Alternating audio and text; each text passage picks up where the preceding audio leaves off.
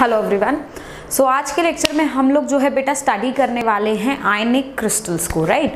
अभी तक solid state में हमने जितने भी क्रिस्टल्स देखे हैं बेटा, these crystals were the atomic crystals, right. जिसमें जैसे आपने पिछली क्लास में जो हमने क्वेश्चंस भी करे थे उसमें भी हमने जो देखा था कि ये एटम्स हैं, है ना, कि this atom is occupying this position, B atom is occupying this position, like that. मतलब मेरे जो कॉन्स्टिट्यूएंट पार्टिकल्स थे वो एटम्स थे, राइट और उस केस में मैंने सारे तरीके के यूनिट सेल्स को जो है डिस्कस कर लिया, including HCP unit cell, right. आज हम लोग जो डिस्कस करेंगे वो काफ़ी ज़्यादा इंपॉर्टेंट टॉपिक है and that is ionic crystals. Now ionic crystals को अलग से पढ़ने की क्या ज़रूरत है? Why do we need to learn ionic crystals in a different way under a different heading? Why are they not behaving like a normal atomic crystals, right. See obviously इनके अंदर कॉन्स्टिट्यूएंट पार्टिकल्स एटॉमिक क्रिस्टल से different है। हमारे atomic crystals में we had atoms, now in the ionic crystals we will have cations and anions. Of course ये तो एक common सी चीज हो गई, है ना। But the most important thing here is कि जो आपका एटॉमिक क्रिस्टल होता है, जैसे आपने देखा जब FCC पैकिंग होती है या फिर CCP पैकिंग होती है तो FCC यूनिट सेल बनता है और FCC यूनिट सेल में ऑक्टाहेड्रल वॉइड्स होते हैं, टेट्राहेड्रल वॉइड्स होते हैं ना, इस तरीके से ट्राइगोनल वॉइड्स होते हैं। तो किसी भी तरीके की आप पैकिंग कर रहे हो, किसी भी तरीके का अगर आप क्रिस्टल स्ट्रक्चर बना रहे हो तो उस क्रिस्टल स्ट्रक्चर में वॉइड्स तो होंगे ही, क्योंकि पैकिंग फ्रैक्शन कितना भी अच्छा पैकिंग कर लो, पैकिंग फ्रैक्शन 100% तो नहीं आता, है ना, आ भी नहीं सकता। किसी एक सपोज मानो एक क्यूब वाले डब्बे में तुम बॉल्स भर रहे हो तो आप सोचो क्या वो बॉल्स का वॉल्यूम हमेशा जितनी भी आपने बॉल्स डाली उन सारी बॉल्स का volume equal to volume of cube आ सकता है? नहीं आ सकता। क्यों? क्योंकि अब जो बॉल्स भर रहे हैं वो स्फीयर होगा, स्फेरिकल होगा, और जो आपका वो है वो क्यूब है। तो क्यूब को आप कभी भी बॉल से भरोगे तो आप 100% वॉल्यूम उसका ऑक्यूपाई नहीं कर पाओगे, तो आपका पैकिंग फ्रैक्शन कभी भी 100% नहीं आता, ये आप सबको पता है ना। तो अगर पैकिंग फ्रैक्शन 100% नहीं आता मतलब कुछ ना कुछ वॉइड्स बचे हुए हैं उसके अंदर, है ना। अब एटॉमिक क्रिस्टल्स में तो वॉइड कौन ऑक्यूपाई कर रहा है, कौन सा एटम ऑक्यूपाई कर रहा है, इसके ऊपर तो हमने कोई डिस्कशन ही नहीं करा। लेकिन आयनिक क्रिस्टल्स में ये चीज़ इंपॉर्टेंट है। क्यों इंपॉर्टेंट है? क्योंकि जब एटॉमिक क्रिस्टल्स होते हैं उसमें हम सारे एटम्स को ऑलमोस्ट सिमिलर साइज का मान सकते हैं unless and until something is stated to us, है ना। बट आयनिक क्रिस्टल में ये ऑब्वियस है कि केटायंस का साइज छोटा ही होना चाहिए एनायंस से। हालांकि जो स्टेटमेंट मैंने बोली है वो ऑलवेज ट्रू नहीं है, हमारे केसेस में भी ऑलवेज ट्रू नहीं होगा, बट मोस्टली केसेस में यही माना जाता है और यही ट्रू होता है कि केटायंस का साइज स्मॉलर होगा और एनायंस का साइज लार्जर होगा, है ना। तो इस वजह से ये एक साइज डिफरेंस जो है कॉन्स्टिट्यूएंट पार्टिकल के बीच में ये जो अराइज हो रहा है, ये हमारे लिए एक चीज फिक्स कर रहा है आयनिक क्रिस्टल्स में। वो ये है कि आयनिक क्रिस्टल्स में जो क्रिस्टल लैटिस होगा, जो एंटायर क्रिस्टल बनेगा, जो पैकिंग होगी वो एनायंस की होगी। एनायंस क्योंकि बड़े साइज के हैं तो वो पूरा क्रिस्टल लैटिस बनाएंगे, और जो केटायंस होंगे क्योंकि वो छोटे साइज के हैं तो वो अपने आप को वॉइड में फिक्स करेंगे। तो आयनिक क्रिस्टल में हमें ये चीज हमेशा याद रखनी है कि the one of smaller size will going to occupy the voids and the one which is of larger size will going to make up a entire crystal lattice, right? This is the point, first thing। और second चीज, atomic crystal में हमने जो coordination number define करा वो सारी चीजें define करी कि कितने एटम्स एक पर्टिकुलर एटम को टच कर रहे हैं, है ना, उसके नियरेस्ट नेबर के एंड ऑल दैट। ये सारी डेफिनेशन आयनिक क्रिस्टल्स में भी वैलिड होगी but with the little changes, ठीक है। क्या क्या होगा विल गोइंग टू डिस्कस धीरे धीरे करके। अभी हम जो अपना लेक्चर है उसे शुरू करते हैं। तो जैसे कि हमने कहा कि आयनिक क्रिस्टल्स में हमारे पास केटायंस होंगे बेटा और एनायंस होंगे, और मोस्टली हम ये मानेंगे कि हमारा जो केटायंस है वो स्मॉलर साइज का होगा, एनायंस हमारे लार्ज साइज के होंगे, मोस्टली यही हम लोग ट्रू मानेंगे। तो केटायंस जो कि स्मॉल साइज के होंगे वो आप हमेशा मानोगे कि वो वॉइड्स में बैठेंगे, और एनायंस जो होगा हमारा पूरा क्रिस्टल लैटिस जो है वो जनरेट करेगा, ठीक। ये चीज आपको याद रखनी है। सेकेंड चीज, यहाँ पर जब हम कोऑर्डिनेशन नंबर की बात करेंगे तो हम कोऑर्डिनेशन नंबर दो तरीके से डिफाइन करेंगे। कोऑर्डिनेशन नंबर एक केटायन का भी डिफाइन होगा क्योंकि दो डिफरेंट स्पीशीज एक तरीके से आप बोल सकते हैं कि अब अवेलेबल हैं, और साथ में कोऑर्डिनेशन नंबर एनायन का भी डिफाइन होगा नंबर। कोऑर्डिनेशन नंबर केटाइन का भी डिफाइन होगा और एनाइन का भी डिफाइन होगा, ये आप जरा थोड़ा सा सोच के चलिए, ठीक है। तो केटाइंस को हम कैसे डिफाइन करेंगे, ठीक है। ये बात तो ऑब्वियस है कि केटाइन को टच नहीं करना चाहेगा, like charges will going to repel each other. तो केटाइन टच करना चाहेगा एनाइंस को और एनाइंस टच करना चाहेंगे केटाइंस को, है ना। तो इसलिए जब हम केटाइन का कोऑर्डिनेशन नंबर बोलेंगे तो मैं ये देखूंगी कि कितने एनायन इस पर्टिकुलर केटाइन को जो है टच कर रहे हैं। तो कोऑर्डिनेशन नंबर इसका डिफाइंड होगा number of anions touching a particular cation.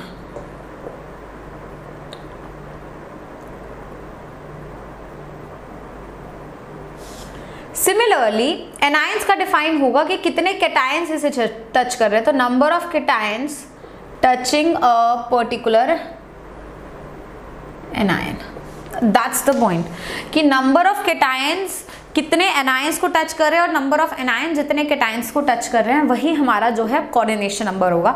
तो कोऑर्डिनेशन नंबर दो डिफरेंट चीज़ों से जो है, दो डिफरेंट तरीके से जो है इस अब हम लोग एक्सप्लेन करने वाले हैं, ठीक है।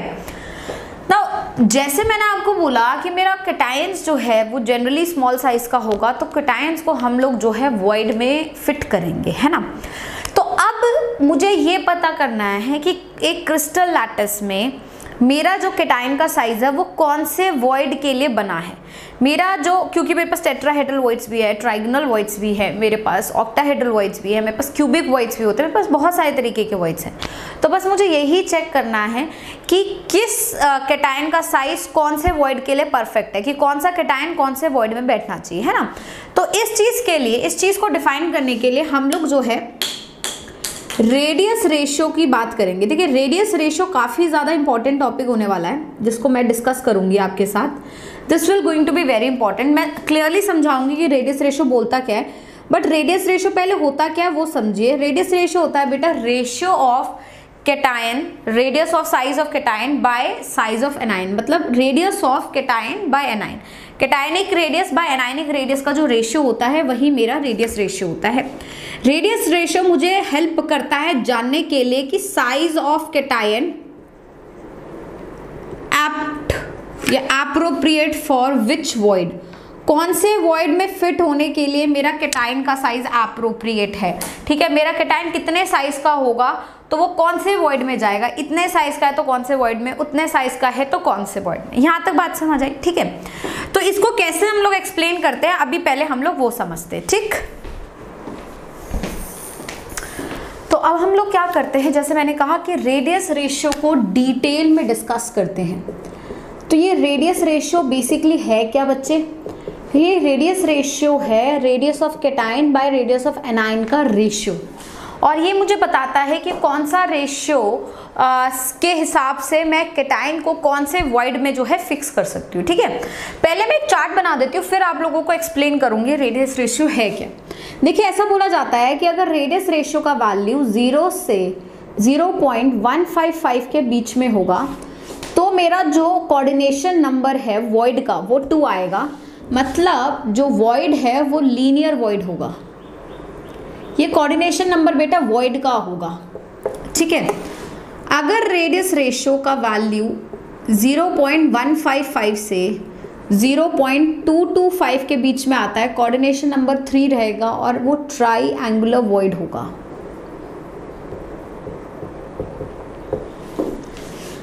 रेडियस रेशियो का वैल्यू 0.225 से 0.414 के अगर बीच में होता है, कोऑर्डिनेशन नंबर 4 होगा, वो वॉइड मेरा टेट्राहेड्रल वॉइड कहलाएगा।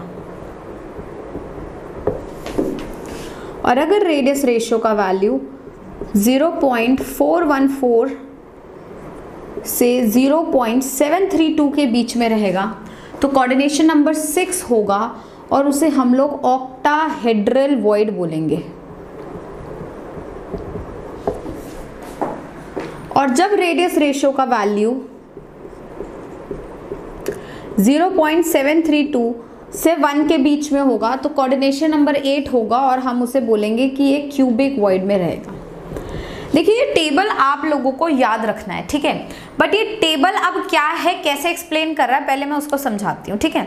मैं ट्राइगोनल वॉइड से शुरुआत कर रही हूँ क्योंकि इजियर टू अंडरस्टैंड है, आप लोग जानते हैं कि ट्राइगोनल वॉइड कैसे होता है ना। तो जैसे मैंने बोला कि एनायन जो है क्रिस्टल लैटिस बना रहा होगा, तो लेट्स से ये एनायंस जो हैं आपस में, इन एनायंस ने जुड़ के एक ट्राइगोनल वॉइड यहाँ बीच में जनरेट करा है, ठीक है। अब मैं क्या करने चाह रही हूँ, इस ट्राइंगुलर वॉइड के अंदर मेरा कौन बैठेगा बेटा, कैटायन बैठेगा, ठीक है।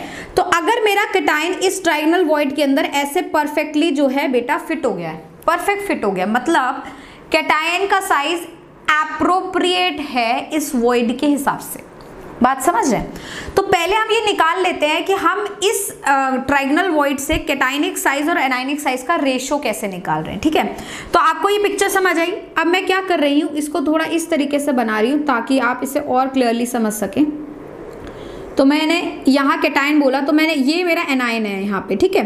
तो मैं क्या करती हूँ इस तरीके से, ये देखिए, अगर इन एनायंस के सेंटर्स आपस में जोड़ दूँ तो ये एक इक्विलैटरल ट्राइंगल बनेगा बेटा। तो मैं क्या करने वाली हूं, इस इक्विलैटरल ट्राइंगल के मिडल से जो है इस तरीके से एक परपेंडिकुलर ड्रॉ करके ये एक ट्राइंगल कंसीडर कर रही हूं। देखिए ट्राइंगल क्या है, ए, ये वाला पॉइंट है बी, ये वाला पॉइंट है लेट्स से सी। तो ऑब्वियसली ये एंगल क्योंकि just middle of the 60 degree से निकला इक्विलैटरल ट्राइंगल के, तो ये एंगल हो जाएगा मेरा 30 डिग्री। अब ये क्या बनाया मैंने, मैं यहाँ आपको शो करके दिखा रही हूँ। ये एंगल है हमारा 30 डिग्री, ये है ए, ये है बी, ये है सी। बेटा ऑब्वियसली ए सी आपको क्या दिख रहा है, A C is nothing but the radius of anion, तो this A C thing is radius of anion, ठीक है, radius of anion A C. Now what is this B C thing, क्योंकि मेरा वॉइड जो मेरा ये इसके बीच में आएगा, तो बेसिकली ये सेंटर ऑफ, जैसे आप देख रहे हैं ये वाला ट्राइंगल मैंने कंसीडर किया, ये कैसे, इसका थोड़ा सा अगर मैं और बड़ा व्यू आपको दिखाऊं तो ये इस तरीके से है। तो यहाँ जो मेरा कैटायन घुसा है ना, इस कैटायन के सेंटर से, ये एनायन के सेंटर से ये ट्राइंगल लिया गया है। तो this thing is A C and this point is B. Now I hope you can make out कि ए सी जो है वो रेडियस ऑफ एनायन है और ए बी जो है बेटा, A B, this thing is radius of cation plus radius of anion.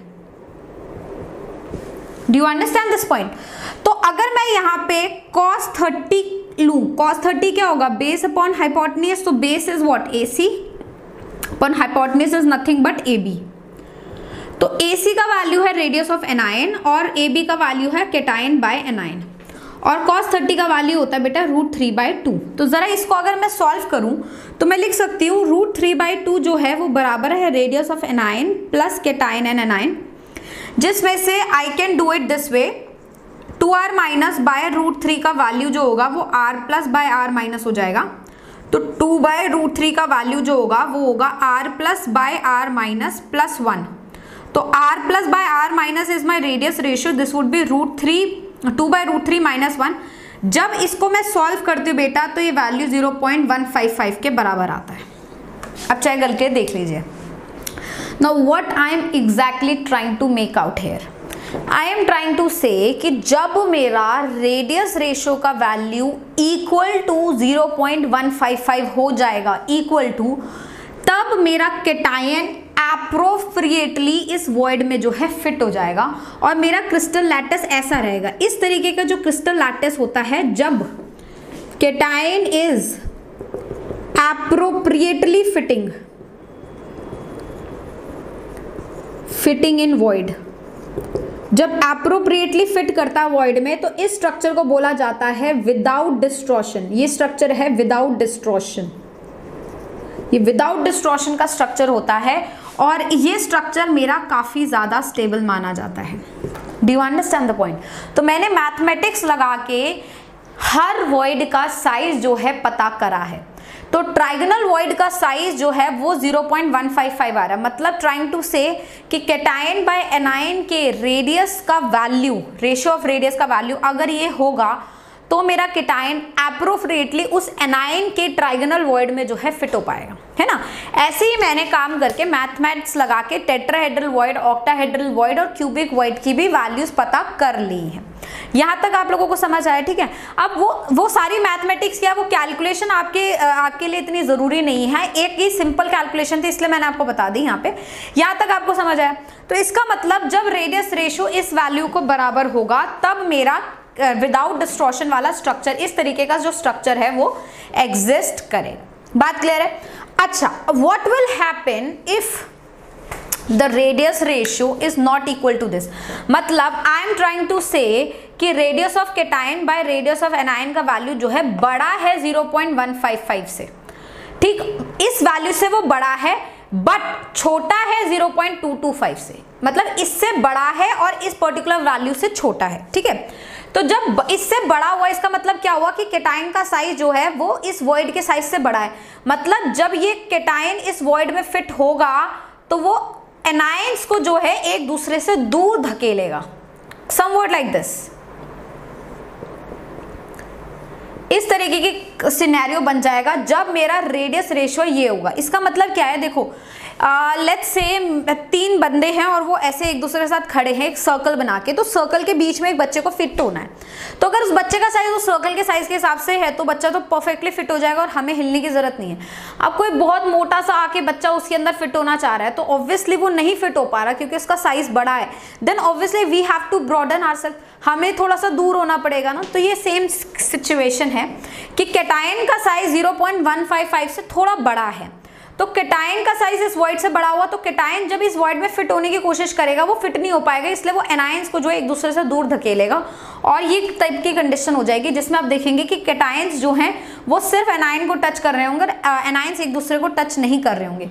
हालांकि ये स्ट्रक्चर काफी ज्यादा स्टेबल होगा, वेरी स्टेबल स्ट्रक्चर होगा, बट इस स्ट्रक्चर को डिस्टॉर्टेड स्ट्रक्चर की कैटेगरी में रखा जाएगा। This would be a distorted structure, क्योंकि ये एक्चुअल स्ट्रक्चर नहीं है, ये एक्चुअल स्ट्रक्चर को डिस्टॉर्ट करके बना है, समझ रहे हो। और अगर ये सिचुएशन बनता है कि रेडियस रेशियो का वैल्यू 0.155 से भी छोटा है, इससे भी बहुत छोटा है, तो इसका मतलब ये होगा कि एनायंस जो बना रहे हैं वॉइड उससे भी काफी छोटा, मतलब केटाइन इसके अंदर फिट तो हो जाएगा लेकिन वो केटाइन जो है कभी भी एनायंस को टच नहीं कर पाएगा क्योंकि वो इतना छोटा, और तो एनायंस भी केटाइन को टच नहीं कर पाएंगे।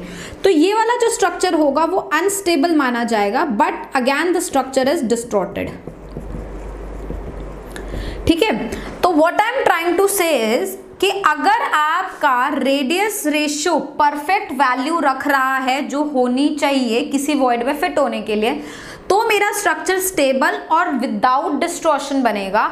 और अगर रेडियस रेशियो का वैल्यू कम या ज्यादा है तो मेरा स्ट्रक्चर जो है अब डिस्टॉर्टेड रहेगा। मैं स्टेबल और अनस्टेबल की बात नहीं कर रही, मेरा स्ट्रक्चर डिस्टॉर्टेड हो जाएगा। Am I clear till now? Right, now let's explain this in a more clear manner, ठीक है। आप लोगों ने ये तो नोट कर लिया, अब मैं थोड़ा सा और आपको बहुत अच्छे से समझाती हूँ, क्लियरली समझा रही हूँ कि जैसे मैंने आपको बोला ट्राइगोनल वॉइड में रहने के लिए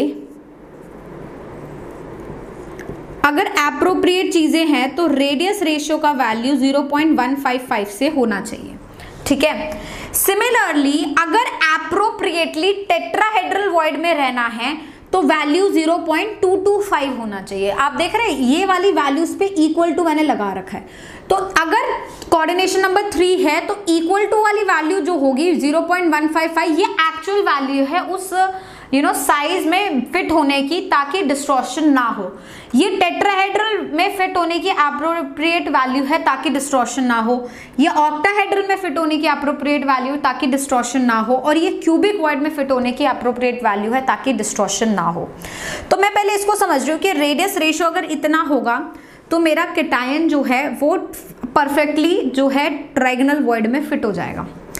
अब मैंने क्या बोला कि रेडियस रेशियो का जो वैल्यू है वो 0.155 से तो बढ़ गया और 0.225 के बीच में रहा, इनकी रेंज में रहा। तो इसके रेंज में रहा मतलब मेरा स्ट्रक्चर डिस्टॉर्टेड बन जाएगा जिसमें केटायन का साइज थोड़ा बड़ा हो जाएगा एनायन से, बट स्टिल जो है केटायन यहाँ पे ट्राईएंगुलर वॉइड में है, यहाँ पे केटायन ट्राईएंगुलर वॉइड में है, बट स्ट्रक्चर विदाउट डिस्टॉर्शन है, यहाँ पे नो डिस्टॉर्शन है।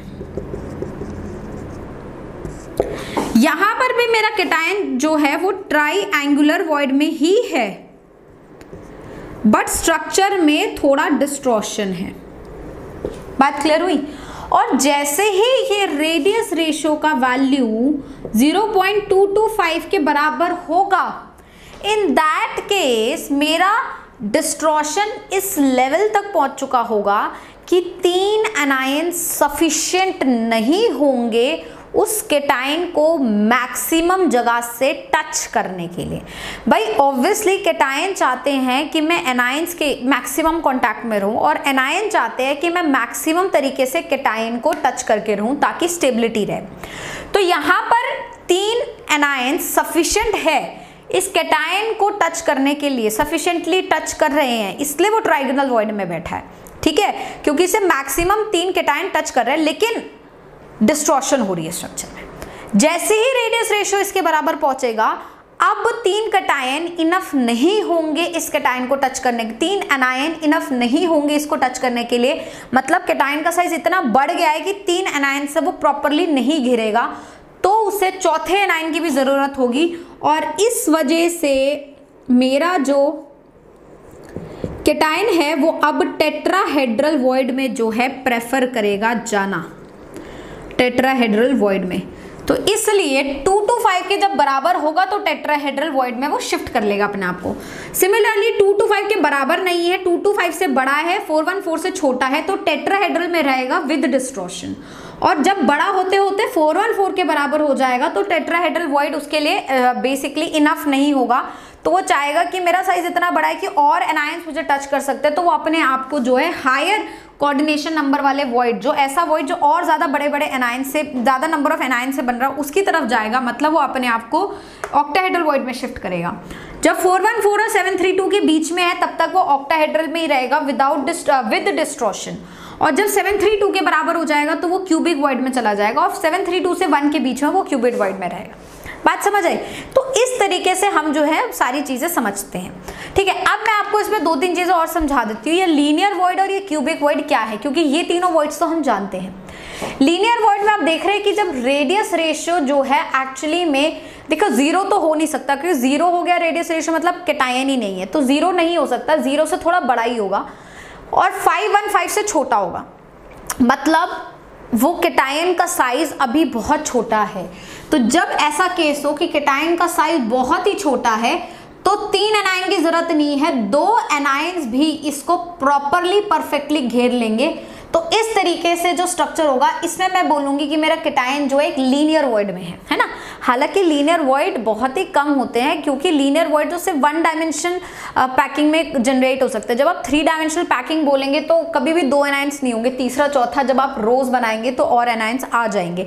तो ये हाइपोथेटिकल सी चीज है, ये सिर्फ 1D पैकिंग में एग्जिस्ट कर सकती है। ठीक है, ट्राइगोनल वॉइड तो आपको पता ही है सबको, ट्राइगोनल वॉइड कौन सा होता है, टेट्राहेड्रल भी पता है, ऑक्टाहेड्रल भी पता है। अब आते हैं क्यूबिक वॉइड पे। क्यूबिक वॉइड बेसिकली वो वॉइड होता है जो इस तरीके से होता है। If do you remember the simple cubic lattice that we have drawn. जब मैं एक सिंपल क्यूबिक लैटिस बनाती हूँ तो मैं 4 एटम्स यहाँ रखती हूँ, 4 एटम्स ऊपर रखती हूँ सिंपल क्यूबिक में, और इसका क्लोज व्यू डायग्राम कुछ इस तरीके से होता है। ये लेयर को इस लेयर के ऊपर रखा, तो जब ये आपने 4 एटम्स रखे तो इस डी में ये वाला एक वॉइड है। जब मैं इसको इसके ऊपर रख दूंगी तो जो वॉइड क्रिएट होगा, जब इसको इसके ऊपर रखा, वो जो void at body centre create हुआ है that is a cubic void. तो बेसिकली क्यूबिक वॉइड वो वाला वॉइड होता है जो सिंपल क्यूबिक यूनिट सेल में बीच में एग्जिस्ट कर रहा होता है। एंड द क्यूबिक वॉइड जो है वो सबसे बड़ा वॉइड माना जाता है। क्यों? क्योंकि सिंपल क्यूबिक यूनिट सेल का आपको पैकिंग फ्रैक्शन पता है कि पैकिंग फ्रैक्शन उसका 0.52 होता है। अप्रॉक्सीमेटली 50% एरिया जो है घिरा हुआ होता है और 50% एरिया खाली होता है। तो वो जो 50% एरिया जो खाली है, वो जो वॉइड बना रहा है वो सबसे बड़ा वॉइड है, that is the cubic void, right. तो सिंपल क्यूबिक यूनिट सेल में जो बीच में बॉडी सेंटर पे वॉइड होता है that is a cubic void which is said to be the highest size void. ठीक है, तो इस तरीके से केटायन का साइज बाय एनायन के साइज का अगर मैं रेशियो निकालूं तो मैं थोड़ा सा ये गेस कर सकती हूँ कि मेरा केटायन कौन से वॉइड में जो है फिट हो रहा होगा। यहाँ तक आपको बात समझ आई। अब इससे कुछ क्वेश्चंस हमें डील करने को मिलते हैं, काफी इंटरेस्टिंग होते हैं। जैसे एक क्वेश्चन आ सकता है, find the radius of cation which can fit perfectly in a tetrahedral void, radius of anion is said to be let's say a 3 Armstrong का, कुछ भी बोल दिया मैंने, ठीक है। तो मैं क्या करूंगी, क्योंकि वो परफेक्टली फिट की बात कर रहा है, मतलब वो विदाउट डिस्टॉर्शन की बात कर रहा है, और टेट्राहेड्रल वॉइड में फिट होने के लिए परफेक्टली रेडियस रेशियो का वैल्यू 2:5 के बराबर होना चाहिए। तो रेडियस ऑफ कैटायन जो हो जाएगा वो 2:5 टाइम्स रेडियस ऑफ एनायन से मैं निकाल सकती हूँ। बात क्लियर हुई? इस तरीके से आप क्वेश्चन को डील करते हो। अगर ये बोल देता, इस क्वेश्चन को थोड़ा सा चेंज कर देते, find the minimum radius of cation which can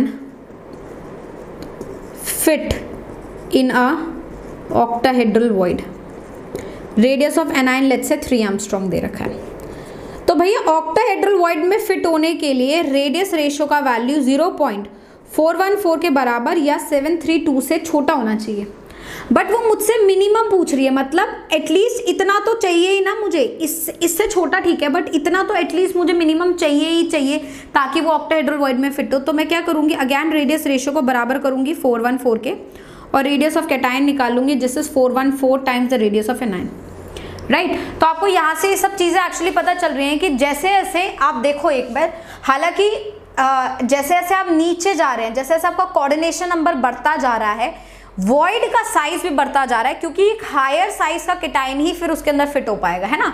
तो आप एक चीज याद रखिए, जैसे जैसे कोऑर्डिनेशन नंबर वॉइड का बढ़ता है वैसे वैसे साइज ऑफ वॉइड भी जो है वो बढ़ता है। वॉइड का साइज डायरेक्टली प्रोपोर्शनल होता है कोऑर्डिनेशन नंबर ऑफ वॉइड से। यहां तक बात क्लियर हुई बेटा? तो ये था मेरा रेडियस रेशियो। अब मैं क्या करूंगी, कुछ नामी आयनिक सॉलिड्स के क्रिस्टल स्ट्रक्चर्स को जो है डिस्कस करूंगी। ये सारे क्रिस्टल स्ट्रक्चर जिस भी आयनिक सॉलिड्स के मैं आपके साथ डिस्कस कर रही हूँ, उन सबके क्रिस्टल स्ट्रक्चर बेटा आपको याद रखने हैं, क्वेश्चन में आपको नहीं दिए जाएंगे। आपको याद रखने हैं कि किसका क्रिस्टल स्ट्रक्चर कैसा होता है, उसमें कैटायन कहाँ होता है, उसका एनायन कहाँ होता है, ठीक है। तो और रेडियस रेशियो का ये टेबल भी आपको याद रखना है बेटा, this will not be given to you in the question. Is that clear till now? Right. Now let's go and discuss on some well-known ionic compounds. उनका हम structure discuss करते हैं।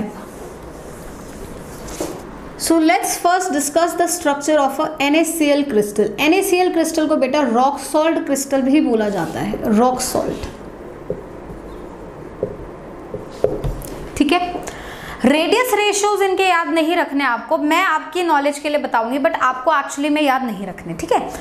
तो इसका NaCl क्रिस्टल का जो रेडियस रेशियो निकाला जाता है वो अप्रोक्सीमेटली 0.51 के आसपास होता है। ये मुझे एक इंडिकेशन दे रहा है कि ये रेडियस रेशियो का जो रेंज है वो 414 से 732 के बीच में है। मतलब मेरा जो कैटायन होगा वो ऑक्टाहेड्रल वॉइड में जो है फिट होना चाहेगा। तो cations will occupy octahedral void, ये समझ आ रहा है। और अगर ऑक्टाहेड्रल वॉइड में परफेक्टली फिट हो रहा होता तो रेडियस रेशियो 414 होता, बट परफेक्टली फिट नहीं हो रहा, 414 से बड़ा वैल्यू और 732 से छोटा है, मतलब स्ट्रक्चर में डिस्टॉर्शन होगी। अब ये डिस्टॉर्शन कैसी होगी बेटा? ये डिस्टॉर्शन ऐसी होगी, जब आप उस ट्रायंगल वॉइड वाले को एक बार रिकॉल करिए, जब डिस्टॉर्शन नहीं थी तो anions touch each other, anions एक दूसरे को भी टच करते हैं, और एनायंस टच कैटायंस, और एनायंस कैटायंस को भी टच करते हैं जब आपके पास डिस्टॉर्शन नहीं होती। बट जब आपका रेडियस रेशियो बढ़ जाता है और आपका डिस्टॉर्शन होता है तो आपका स्ट्रक्चर कुछ इस हिसाब से बन जाता है, हाँ या ना, जिसमें डिस्टॉर्शन है। और इस डिस्टॉर्शन में आप देख सकते हैं anions will only touch cations, anions सिर्फ और सिर्फ किसको टच करने वाले हैं? कैटायंस को। एनायंस दूसरे एनायन को टच नहीं कर रहा होगा, एनायन एनायन को टच नहीं करेगा, एनायन सिर्फ किसको टच करेगा बेटा? कैटायन को। ये आपको जो है थोड़ा सा समझना पड़ेगा इस केस में, राइट। तो anions will not going to touch each other, anions will going to touch a cation. तो इसका मतलब यहाँ पे भी डिस्ट्रॉशन है, तो Cl minus will not touch another Cl minus, but Cl minus will touch sorry Na plus. ये वाला जो पॉइंट मैंने यहाँ लिखा है ये काफी इंपॉर्टेंट है, इसको याद रखना है, आपको समझ आएगा भी कैसे। यहाँ तक बात क्लियर हुई? अच्छा, लास्ट क्लास में बच्चे हम लोगों ने जो है फॉर्मूला ऑफ वो एटॉमिक क्रिस्टल्स देखे थे, जिसमें आपको पता है कि फॉर्मूला का में जो हम NaCl का फॉर्मूला लिख रहे हैं, किसी भी कंपाउंड का फॉर्मूला लिखते हैं, उसमें जो फॉर्मूले का जो रेशियो होता है वो एग्जैक्टली Z इफेक्टिव का रेशियो होता है ना। तो इस चीज को आप ध्यान में रखेंगे, ठीक। ये आपकी एक वेग नॉलेज होगी लुकिंग एट दिस वैल्यू, इस वैल्यू को देखकर आपको क्या पता चला है ना। तो अब मैं अगर NaCl का एक क्रिस्टल आपके सामने लिखूं तो मैं यहाँ बोल सकती हूँ कि इन NaCl क्रिस्टल अब क्या होगा। NaCl क्रिस्टल में ऐसा देखा जाता है कि Cl माइनस जो है वो CCP पैकिंग करता है। देखिए वो CCP पैकिंग है या वो कौन सी पैकिंग है, ये आप इस रेडियस रेशियो को देखकर नहीं बता सकते। ये फैक्चुअल चीजें हैं जो मैं आपको पहले से कह रही हूँ, आपको ध्यान रखनी है NaCl के क्रिस्टल की। इनफैक्ट हम आगे जो भी क्रिस्टल्स पढ़ेंगे इन सब के लिए उनका एनायन कौन सी पैकिंग में जा रहा है, कौन सा यूनिट सेल बना रहा है, ये आपको याद रखना है। तो ऐसा देखा जाता है Cl माइनस जो है CCP पैकिंग में जाता है, मतलब Cl माइनस जो है FCC लैटिस बनाएगा, FCC यूनिट सेल का लैटिस बनाएगा। तो इसका मतलब Cl माइनस आयन जो प्रेजेंट होगा 8 कॉर्नर्स पर होगा प्लस 6 फेस सेंटर्स पर होगा। यहीं पे कौन प्रेजेंट रहेगा बेटा? Cl माइनस, ठीक है। अब अगर Cl माइनस 8 कॉर्नर्स और 6 फेस सेंटर्स पर है तो Z इफेक्टिव क्या होगा Cl माइनस का? 8 कॉर्नर वाला 1/8 से शेयर होगा और 6 फेस वाला 2 से शेयर होता है तो 1/2 से शेयर होगा। तो ये हुआ मेरा 3 प्लस ये 1 हुआ, मतलब Z इफेक्टिव Cl माइनस का क्या आया बेटा? 4 आया। यहाँ तक क्लियर हुई बात, ठीक है। अब Na प्लस की बात कर लेते हैं। Now since I said Na plus will going to occupy octahedral voids, तो Na plus will occupy octahedral voids. अब ये आपको इतना तो पता चल गया कि ऑक्टाहेड्रल वॉइड्स ऑक्यूपाई करता है, तो अब ये सोच सकते हैं कि भाई आधे ऑक्टाहेड्रल वॉइड ऑक्यूपाई करता है, पूरे ऑक्यूपाई करता है, क्या करता है, कैसे करता है, वो सोच लेते हैं, ठीक है। ये आप ऐसे भी याद रख सकते हैं जैसे मैं आपको बता रही हूँ, या फिर आप सिंपली रट लो, तो वो आपकी मतलब श्रद्धा आपकी है, आप जैसा मर्जी करो। तो मैंने कैसे याद रखा है मैं आपको बताती हूँ। मैंने ये याद रख रहा है कि NaCl का क्रिस्टल 1:1 रेशियो में, मतलब इनका Z इफेक्टिव का रेशियो 1:1 आना चाहिए। तो अगर Cl माइनस का Z इफेक्टिव 4 है तो Na प्लस का भी Z इफेक्टिव 4 आना चाहिए, हाँ या ना, है ना। और octahedral voids, number of octahedral voids जो होते हैं वो हमेशा जो बराबर होंगे वो होंगे Z इफेक्टिव के, Cl माइनस का जो भी Z इफेक्टिव है उसके हिसाब से होंगे। तो मतलब इसके केस में नंबर ऑफ ऑक्टाहेड्रल वॉइड्स हमारे इस केस में FCC के केस में कितने हुए? 4। और मुझे Na प्लस का भी Z इफेक्टिव 4 ही चाहिए, क्यों? क्योंकि 1:1 का रेशियो चाहिए। तो मैं बोल सकती हूँ, मैं मान सकती हूँ कि सारे Na प्लस जो हैं वो ऑल ऑक्टाहेड्रल वॉइड्स को ऑक्यूपाई करेंगे, will occupy all octahedral voids. तो जब सारे ऑक्टाहेड्रल वॉइड्स को ऑक्यूपाई करेगा तो सारे ऑक्टाहेड्रल वॉइड्स कितने हो जाएंगे? नंबर ऑफ Na प्लस उतने ही होंगे जितने नंबर ऑफ ऑक्टाहेड्रल हैं, और ऑक्टाहेड्रल मेरे कितने हैं? 4 हैं। तो अब आप यहाँ से देख सकते हैं कि Z इफेक्टिव जब आप Na प्लस का लिख रहे हैं बाय Z इफेक्टिव, जब आप Cl माइनस का लिख रहे हैं तो वो 4/4 मतलब 1/1 का रेशियो आ रहा है, इसलिए वो NaCl इसका फॉर्मूला 1:1 में बना है। Do you understand the point, right? तो ये भी आप याद रखेंगे, ठीक है। नाउ एक चीज और लिख समझे, यहाँ ये जो 4:4 चीज है ये एक्चुअली आपको पता है क्या बता रही है? आयनिक क्रिस्टल में हम लोग एक टर्म डिफाइन करते हैं जिसे बोलते हैं formula unit. Now what is this formula unit actually says to me? Now if I know कि मेरे को इनका रेडियस रेशियो पता है, ये 4:4 का रेशियो में है ना, तो 4:4 मतलब मेरा जो फॉर्मूला होना है Z इफेक्टिव जो Na प्लस का है बाय Z इफेक्टिव जो Cl माइनस का है वो 4/4 है, ठीक है। तो इसका मतलब मैं फॉर्मूला जो लिखूंगी टेक्निकली Na4Cl4 लिखूंगी, अगर मैं इसे सिंपल रेशियो में डिवाइड ना करूँ तो, है ना। और इसको आप ऐसे भी रिप्रेजेंट कर सकते हो 4 times NaCl। Now this 4 times is actually saying this 4 is the formula unit of NaCl. This is actually trying to say this कि जो मेरा पूरा एंटायर क्रिस्टल होगा सोडियम क्लोराइड का, उसमें 4 बार NaCl के यूनिट सेल्स जो हैं पूरे फॉर्मूले में जो है रिपीट हो रहे होंगे। This is what this formula unit is trying to say you, है ना। तो अगर आप लोग रिकॉल करें, बेटा क्लास 11th की मैं बात करती हूँ, हम लोगों ने शायद ध्यान दिया है नहीं दिया, लेकिन कई जगह मोलर मासेस को हम डिफाइन करते हैं एक तरीके से, वैसे ही हम फॉर्मूला मास को भी डिफाइन करते हैं, राइट। सिमिलरली जैसे मोलारिटी को डिफाइन करते हैं, वैसे हम लोग फॉर्मेलिटी को भी डिफाइन करते हैं। और मैं आपको जनरली, मुझसे कोई भी अगर 11th का बच्चा या फिर कोई बच्चा ऐसा पूछता है जिससे सॉलिड स्टेट नहीं पढ़ा, तो मैं इससे यही बोलती हूँ बेटा फॉर्मेलिटी मतलब मोलारिटी, फॉर्मूला मास मतलब molar mass, except to the fact कि मोलर मास को फॉर्मूला मास में इसलिए बोल रही हूँ क्योंकि वो फॉर्मूला मास सिर्फ आयनिक कंपाउंड्स के लिए वैलिड है। तो फॉर्मूला यूनिट जो है सिर्फ और सिर्फ आयनिक कंपाउंड्स के लिए ही निकाला जाता है, इसलिए मैं आयनिक क्रिस्टल्स में ही ये इंट्रोड्यूस कर रही हूँ, ठीक है। तो आप याद रखेंगे फॉर्मूला जो यूनिट होता है आप कैसे निकालेंगे वो अभी आपको समझ आएगा। आप जिस पर्टिकुलर चीज से, जिस पर्टिकुलर वैल्यू से इनके को सिंपल रेशियो में चेंज कर रहे हैं, वही चीज आपका फॉर्मूला यूनिट बनती है, ठीक है। तो इस केस में मेरा फॉर्मूला यूनिट क्या है 4। Now what is this formula unit trying to say me and how ये किसमें यूज क्या होने वाला है ये मैं अभी आपको समझाती हूँ। जैसे कि लेट्स से मैं बोलती हूँ डेंसिटी ऑफ NaCl क्रिस्टल्स निकालो, तो डेंसिटी का फॉर्मूला बेटा क्या है, जनरली डेंसिटी का फॉर्मूला है Z effective into molar mass divided by Avogadro's number into the volume of unit cell which is AQ। यही है मेरा डेंसिटी का फॉर्मूला। अब NaCl क्रिस्टल में ये Z इफेक्टिव किसका लूं, सवाल आएगा ना, who Z effective I have to take, Cl minus का Z इफेक्टिव लूं या Na प्लस का Z इफेक्टिव लूं या दोनों का Z इफेक्टिव ऐड करके लूं, ये आ सकता है ना क्वेश्चन दिमाग में।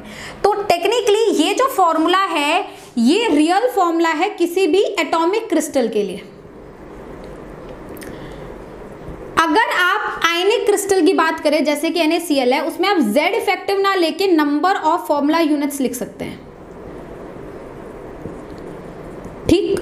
Z इफेक्टिव की जगह फॉर्मूला यूनिट लिख दीजिए, मोलर मास की जगह, क्योंकि जैसे मैंने आपको बोला आयनिक कंपाउंड का फॉर्मूला मास होता है, आप फॉर्मूला मास लिख दीजिए bye Avogadro's number into A3। मतलब आपको एक्चुअली में ये सेम ही फॉर्मूला रखना होता है, बट इसमें Z इफेक्टिव की जगह आपको फॉर्मूला यूनिट रखना होता है।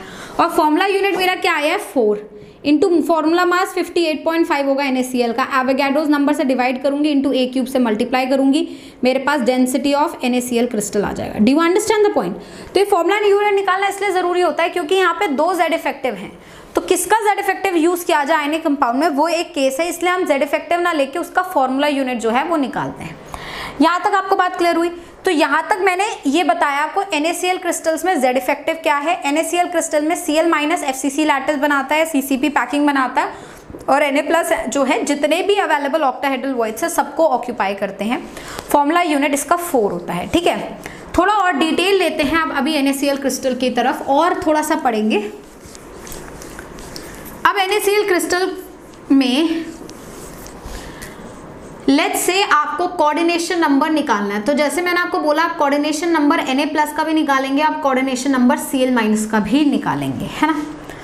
तो सबसे आसान है कि आप सबसे पहले कैटायन का कोऑर्डिनेशन नंबर निकालें। क्यों?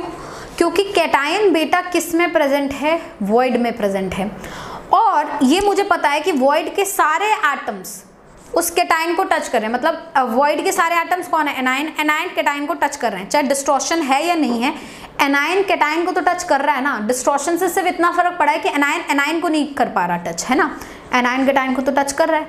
इसका मतलब जो भी कैटायन वॉइड में है तो उस वॉइड का जो भी कोऑर्डिनेशन नंबर होगा वो टेक्निकली उस कैटायन का कोऑर्डिनेशन नंबर बन जाएगा, क्योंकि कैटायन को सारे बंदे या वो सारे एनायंस टच कर ही रहे होंगे ऑब्वियसली, है ना। तो इसलिए इजियर है Na प्लस का कोऑर्डिनेशन नंबर निकालना। तो Na प्लस का कोऑर्डिनेशन नंबर क्या होगा 6। क्यों? क्योंकि Na प्लस किस में प्रेजेंट है, ऑक्टाहेड्रल वॉइड में, और ऑक्टाहेड्रल वॉइड का कोऑर्डिनेशन नंबर क्या होता है 6, right.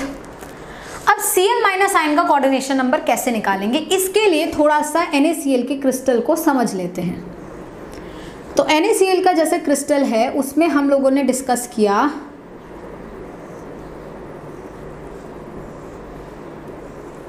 my Cl minus ions are present on the corners and on the face centres, तो ये 8 corners, face left, right, top, bottom, front, back, तो ये वाला मेरे Cl माइनस आयंस हैं, ठीक है।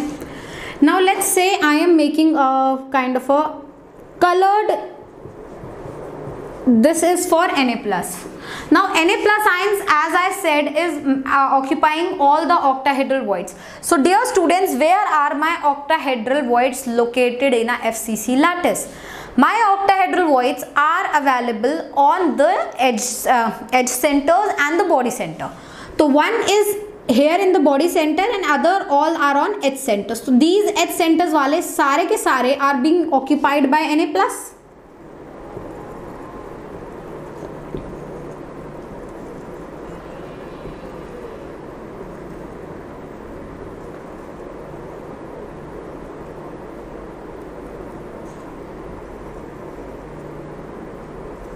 Right? So this is what is the actual structure of NaCl for me. Right now ये Cl माइनस है, अब मेरे को इसका कोऑर्डिनेशन नंबर निकालना था, मतलब कितने Cl कितने Na को टच करना है, ये मुझे क्या एक्चुअली में जो है कैलकुलेट करना है। एज आई सेड कि Cl को टच नहीं करेंगे क्योंकि डिस्टॉर्शन है, तो ये Cl जो है इस वाले Na को ऑब्वियसली टच कर रहा होगा, इस वाले Na को टच कर रहा होगा, जो नीचे से एज जा रहा है उसके Na को टच कर रहा होगा, हाँ या ना, है ना। सिमिलरली जो इसके ऊपर यूनिट सेल क्रिएट होगा उसके ऊपर वाले H को भी Na ये वाला Cl टच करेगा, जो राइट इधर इस साइड में जो आपका क्रिस्टल लगेगा उसके भी Na को टच करेगा, हाँ या ना, है ना, और जो इसके पीछे लगेगा उसके भी Na को टच करेगा। तो ये जो Cl है बेसिकली देखा जाए तो 6 Na को आपस में टच करेगा, इसलिए Cl माइनस का भी कोऑर्डिनेशन नंबर क्या आएगा यहाँ पे 6। तो कोऑर्डिनेशन नंबर का रेशियो NaCl क्रिस्टल में रहता है 6:6। Do you understand the point, right? And now the most important thing is, as I already said, anions are not touching anion, है ना। एक बात रिकॉल करो बेटा, एटॉमिक क्रिस्टल में जब मैं बात करती थी तो मैं लिखती थी 4r is equals to √2a valid होता है ना। Now this expression is not valid for ionic crystal of NaCl. NaCl के क्रिस्टल के लिए ये वाली चीज वैलिड नहीं है। Why? ये 4r होता क्या था, ये 4r बेसिकली क्या था कि जो आपका FCC है यूनिट सेल, उसमें मैं बोलती थी ये जो एटम्स है along a face centre they actually touch each other. अभी मेरा FCC यूनिट सेल कौन बना रहा है, Cl minus, but Cl minus तो Cl माइनस को टच नहीं कर पा रहा ना ही वो फेस सेंटर के Cl को टच कर पा रहा है, ना ही वो इधर के Cl को टच कर पा रहा है। Why? Because structure has a distortion in it. तो for the distorted FCC ionic crystal, मेरी बात ध्यान से सुनना, चाहे एक और बार दोहरा लेना वीडियो को, एक बार पीछे से शुरू करना, मैं क्या बोल रही हूँ।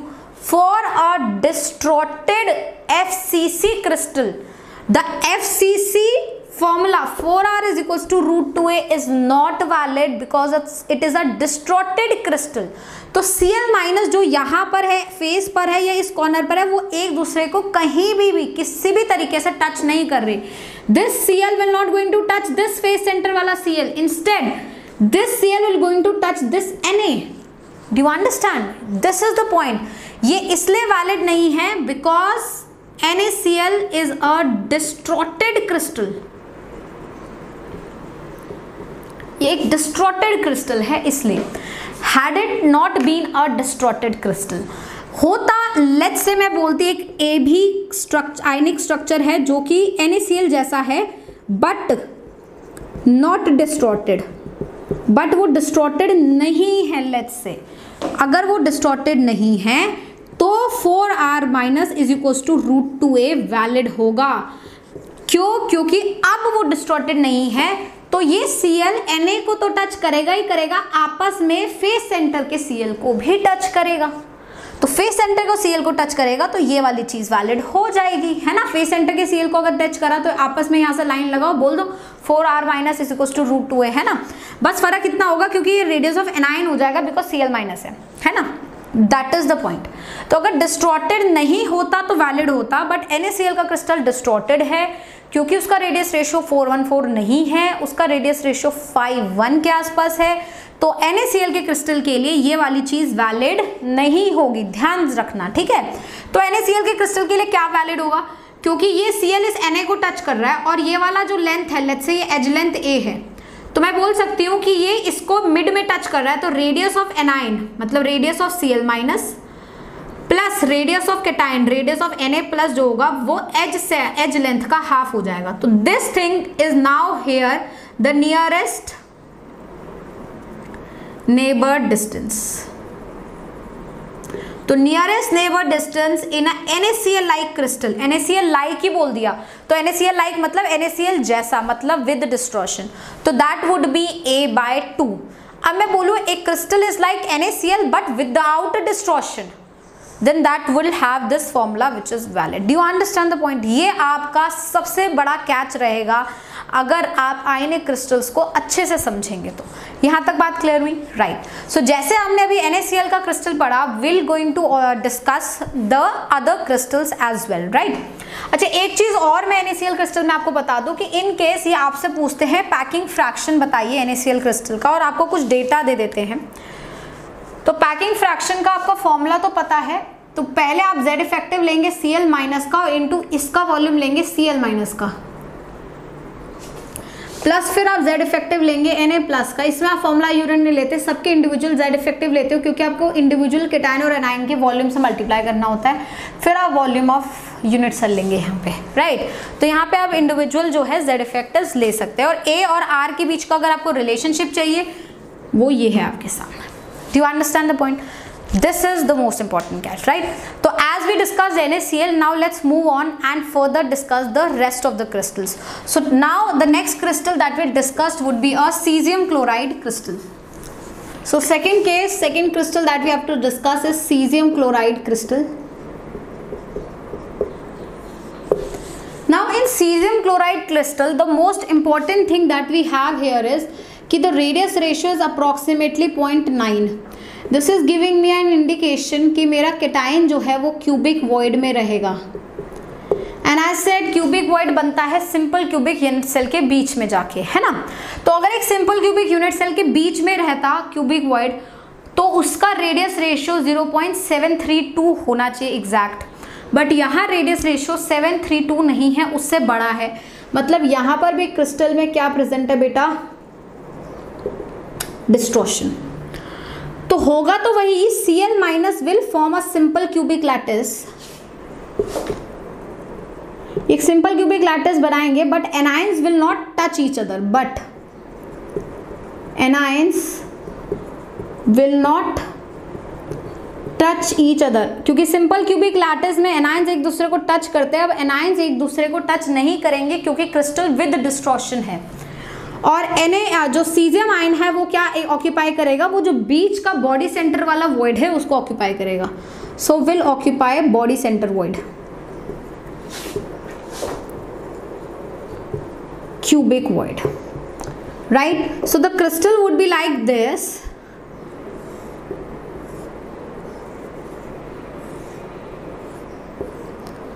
Cl minus ions are present here.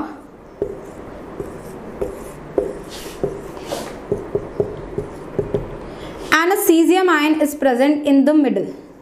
This is what is my cesium ion. But now these anions will not touch each other. Why? They cannot touch each other because this is a distorted crystal. तो बेटा please अब ये बात बोलिएगा कि ma'am अगर ये इसको टच नहीं कर रहे तो ये तो BCC यूनिट सेल हो गया। ये BCC यूनिट सेल नहीं है, ये लग रहा है BCC जैसा। BCC यूनिट सेल तब होता जब एटम कॉर्नर पे और बॉडी सेंटर पे जो प्रेजेंट होता है वो सेम होता है। यहाँ ऐसा नहीं है, बॉडी सेंटर वाले पे कोई एटम प्रेजेंट नहीं है, बॉडी सेंटर पे एक कैटायन प्रेजेंट है और वो भी बॉडी सेंटर के एक्चुअली वॉइड में वो प्रेजेंट है ना। तो this may look like a BCC but इसका जो क्रिस्टल स्ट्रक्चर है वो BCC नहीं है, वो सिंपल क्यूबिक है, क्योंकि एनायनिक क्रिस्टल्स जो हैं उसमें क्रिस्टल स्ट्रक्चर सिर्फ एनायन बनाता है, कैटायन क्रिस्टल स्ट्रक्चर नहीं बनाता है। कैटायन सिर्फ और सिर्फ वॉइड ऑक्यूपाई करता है। ये एक ऐसा क्वेश्चन है जो बहुत बार एग्जाम में पूछा जाता है ऐसे ट्विस्ट करके। हम लोग जब किताब देखते हैं कुछ करते हैं, हम ये इमेजिन, ये वाली पिक्चर हमारे दिमाग में में रहती है और हमें एकदम तुरंत छूट कर लगता है तो बीसीसी है यार, मतलब क्रिस्टल स्ट्रक्चर बीसीसी का, बट क्रिस्टल स्ट्रक्चर बीसीसी नहीं है, क्रिस्टल स्ट्रक्चर सिंपल क्यूबिक है, क्योंकि क्रिस्टल स्ट्रक्चर जो है वो Cl माइनस आयन बना रहा है। तो it is just looking like a BCC but it is not actually BCC, it's a simple cubic lattice with a cation in present between the body center cubic void. Is that clear till now? Right.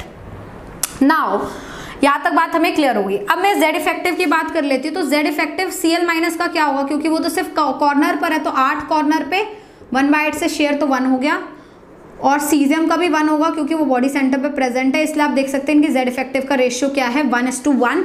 तो मतलब formula unit तो कुछ होगा ही नहीं, formula unit सिर्फ क्या हो जाएगा इसका 1, फॉर्मूला यूनिट भी 1 ही होगा, क्योंकि और कुछ सिंपलेस्ट फॉर्म में आप इसे लेके नहीं जा सकते, राइट।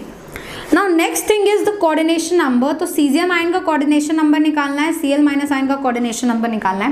नाउ सीजियम का निकालना आसान है because caesium is in the void, और सीजियम कौन से वॉइड में, क्यूबिक वॉइड में, और क्यूबिक वॉइड का कोऑर्डिनेशन नंबर क्या होता है 8। 8 कैसे, ऊपर वाले जो सारे Cl है इसको टच कर रहे होंगे, नीचे वाले भी सारे Cl इसको टच कर रहे होंगे, बट कोई भी Cl एक दूसरे को टच नहीं कर रहा होगा, तो इसका कोऑर्डिनेशन नंबर क्या हुआ 8।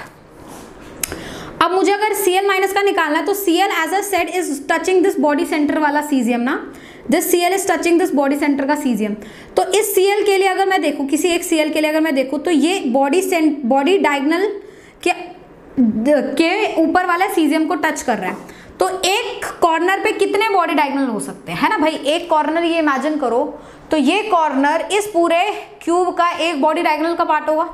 वैसे इस क्यूब के पीछे जो क्यूब होगा उसमें भी एक कॉर्नर एक बॉडी डायगोनल बनाएगा। सिमिलरली इस वाले क्यूब के उधर वाला क्यूब है उसमें भी बॉडी डायगोनल बनेगा, पीछे वाले क्यूब का जो उधर वाला क्यूब है उसमें भी बनाएगा, और जैसे 4 यहाँ पर है वैसे 4 ऊपर भी जो यूनिट सेल है उन सब में भी बॉडी डायगोनल बना रहा होगा।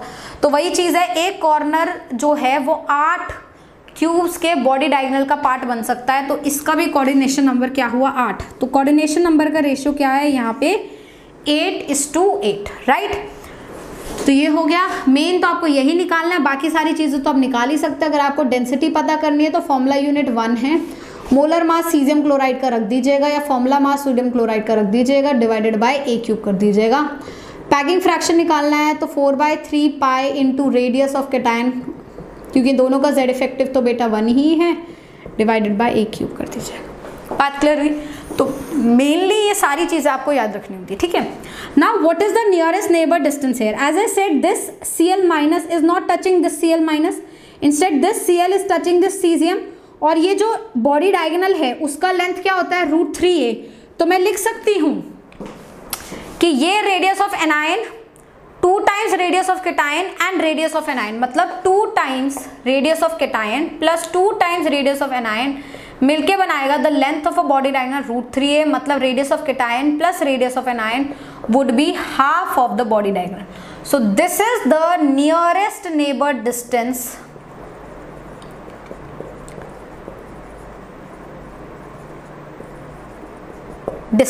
In this. अगेन इस नियरेस्ट नेबर को लग के आपको ऐसा लग सकता है कि ये BCC है, बट ये BCC नहीं है, बिकॉज लैटिस Cl माइनस जो बना रहा है वो simple cubic, so it's a simple cubic primitive lattice. Do you understand the point till now. और सिंपल क्यूबिक प्रिमिटिव लैटिस में A = 2r होता है, जो कि इधर वैलिड नहीं होगा because anions are not touching each other. Do you understand the point, right. So जैसे हमने सोडियम क्लोराइड पढ़ा वैसे ही हम लोग क्या कर रहे हैं, सीजियम क्लोराइड को डिस्कस कर रहे हैं। एक चीज और याद रखिए बेटा, 6:6 coordination number, 8:8 coordination number exchangeable होते हैं, मतलब 6:6 8:8 बन सकता है, 8:8 वापस से 6:6 बन सकता है।